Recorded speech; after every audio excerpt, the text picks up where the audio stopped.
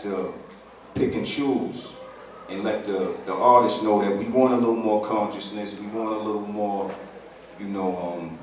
lyrics, we want the genre to, remain valid. So it's up to the consumer and it's up to forums like this to acknowledge what some of the positive rappers and some of the positive people is doing. So I think we just need, a little more acknowledgement, just like anything else, like young kids in school when they do good, we gotta find a way to acknowledge it and show that, we understand what's going on and people is taking a stride to be better and show that we can be better. So I think that's what we need. My name one way or other. One took my whole name. Who they say last year was the best artist on the planet. Another one, Freeway from Philly. Another guy named Freeway Rich from Kansas City. Come on. Then there's some other guys out of Cincinnati, Ohio called the Freeway Boys. Did you get paid for any of that? So, me being so influential on hip hop, it came back around, and now hip hop became influential on me when I was in prison doing my life sentence. Because I started to see guys that kind of took what I was doing and started doing rap with it. Selling CDs, Easy them started selling CDs out the trunk.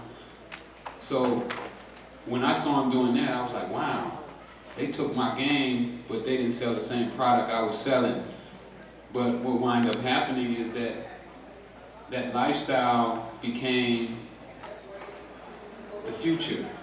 That all the rappers right now just about rapping. I mean, it's hard to listen to a radio right now and not hear a rapper talk about how much drugs they sold or how many keys they buy and how many guns they have. So for me to see myself having so much influence on hip-hop and then hip-hop having so much influence on me, that I know now that we both feed off each other. And as we adults are. If you talk to them, they're not pleased with what they're hearing either. But yet, it's repetitively played on radio. And yeah, I think some of the people who, who own shares in record labels also own shares in the privatization of prisons. Yep. So it is their mission to leave us dumb and blind so that they can fill what they have to do.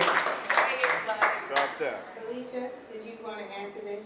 If not, Reverend, you were jumping in. Yeah, I'll just go back to Angela's original question about why are we the target? And I think that we have to call a spade a spade. Racism exists. Yeah. Yes. Yep. Period. And that's the bottom line. The entertainment industry, the hip-hop industry, is a culture that manifested itself. We didn't ask for permission, we were unapologetic, and we created an industry out of nothing but pure love for an art form. And now look, mainstream media's caught on. The biggest consumers of the music don't look like us. And so we wonder why we're the ones who are taken to task about being misogynistic. When you have the film industry, the television industry, other forms of music, you think about Marilyn Manson, I mean, come on. But we're the ones who are consistently the hot topic purely because of race. And that's the bottom line. I agree with everything everybody said, and I just want to forum to speak. Rappers like myself, we try to, convey a message. Bring a little consciousness to what we thought it had on the people that was listening to it, and getting something from it. And we drove off of that. You know what I mean? It resonated in the neighborhood. We started seeing the neighborhood a lot more conscious. We started seeing college in San Bernardino, California, and a young lady came up to me and she said, well, Rick, when I did, I listened to you speak, and from what you was telling me, that you always knew you were going to prison. And I knew that what she said was absolutely true, because that's how I felt.